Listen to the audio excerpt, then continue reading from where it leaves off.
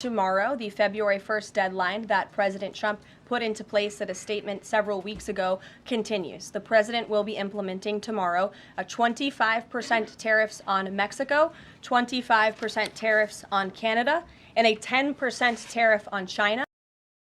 Di video kali ini kita akan membahas semakin memanasnya perang dagang Amerika Serikat terhadap Tiongkok serta mengukur potensi dampak bagi ekonomi global.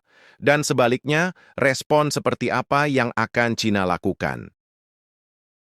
Kita mulai dengan meninjau langkah-langkah tarif dan pembatasan perdagangan yang diberlakukan oleh Amerika Serikat terhadap Tiongkok sebelum pemerintahan Donald Trump, yang telah berkontribusi terhadap meningkatnya ketegangan. Di industri semikonduktor yang telah lama muncul sebagai medan pertempuran utama di tengah ketegangan perdagangan, Amerika Serikat bertujuan untuk mengatasi kekhawatirannya atas pengaruh Tiongkok dalam rantai pasokan teknologi. Dengan alasan untuk melindungi industri dalam negeri, pemerintahan Amerika Serikat sebelumnya telah mengumumkan kenaikan tarif yang signifikan pada berbagai impor dari Tiongkok, terutama menyangkut kendaraan listrik buatan Cina. Dimulai pada akhir tahun 2024, tarif telah melonjak dari 25% menjadi 100% yang mencolok, sehingga total bea masuk menjadi 102,5%. Kenaikan drastis ini dimaksudkan untuk melindungi produsen dalam negeri dari harga kompetitif kendaraan listrik asal Tiongkok. Dengan membuat impor Tiongkok kurang menarik, pemerintah Amerika Serikat bertujuan untuk menyamakan kedudukan bagi produsen kendaraan listrik Amerika seperti Tesla, Rivian, dan perusahaan-perusahaan baru lainnya di pasar yang berkembang pesat ini.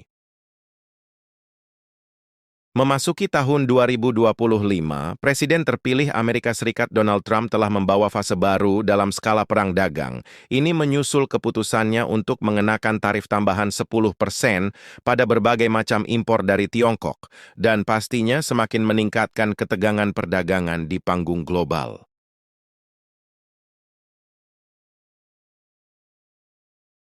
Sebagai tanggapan, Beijing telah meluncurkan serangkaian tindakan pembalasan yang komprehensif, termasuk tarif baru pada ekspor utama Amerika Serikat, kontrol ekspor pada bahan industri penting, investigasi regulasi yang menargetkan perusahaan teknologi, dan pembatasan pada bisnis Amerika Serikat yang beroperasi di Tiongkok.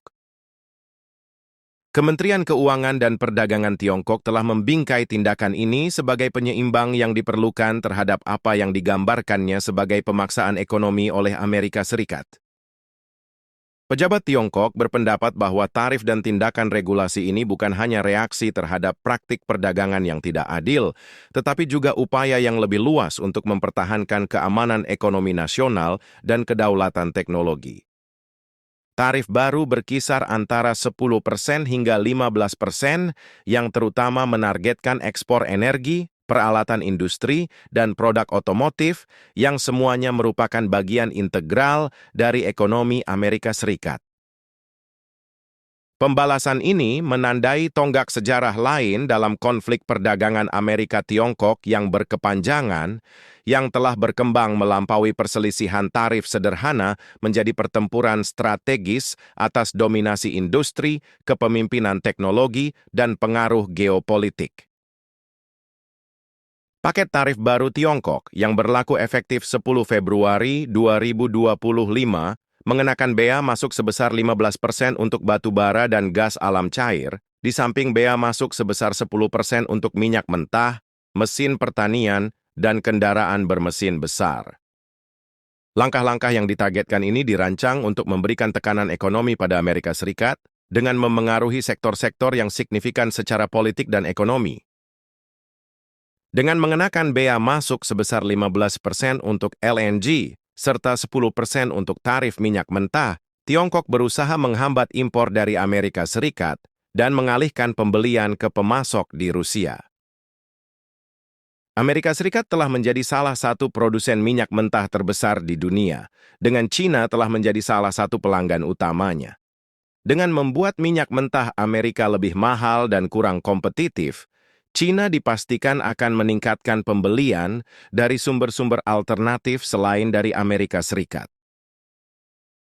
Tiongkok membenarkan tarif ini dengan menyatakan bahwa tarif tersebut merupakan tindakan balasan yang diperlukan terhadap agresi perdagangan Amerika Serikat. Kementerian Perdagangan Tiongkok mengkritik tarif Amerika Serikat sebagai pelanggaran aturan WTO dengan menekankan bahwa tindakan ekonomi sepihak dapat merusak prinsip perdagangan bebas. Pemerintah Tiongkok lebih lanjut menekankan bahwa mereka tetap terbuka terhadap negosiasi, tetapi tidak akan menoleransi tindakan yang dianggapnya sebagai perang ekonomi terhadap industrinya. Selain mengenakan tarif, Tiongkok telah mengambil sikap ofensif dengan membatasi ekspor bahan industri yang penting bagi manufaktur berteknologi tinggi.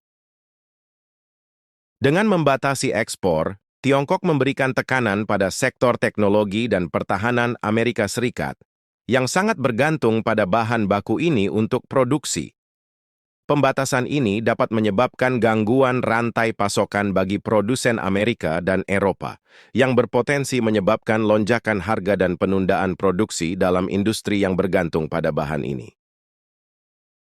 Pada saat yang sama, Tiongkok telah meluncurkan investigasi anti-monopoli terhadap raksasa teknologi Amerika Serikat Google yang dicurigai telah terlibat dalam perilaku monopoli di pasar Tiongkok.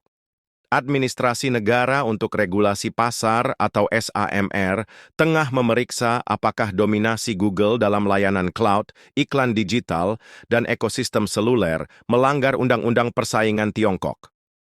Dan jika terbukti bersalah, Google dapat menghadapi denda yang besar, pembatasan operasional, atau bahkan larangan sebagian dari pasar Tiongkok tertentu. Langkah ini secara luas dipandang sebagai respons balasan terhadap tindakan regulasi Amerika Serikat terhadap perusahaan-perusahaan Tiongkok seperti Huawei dan TikTok yang telah menjadi sasaran anggota Parlemen Amerika atas dasar keamanan nasional. Dengan memeriksa perusahaan teknologi besar Amerika Serikat, Beijing mengisyaratkan kesediaannya untuk membalas tekanan regulasi yang dikenakan pada perusahaan-perusahaan Tiongkok yang beroperasi di Amerika.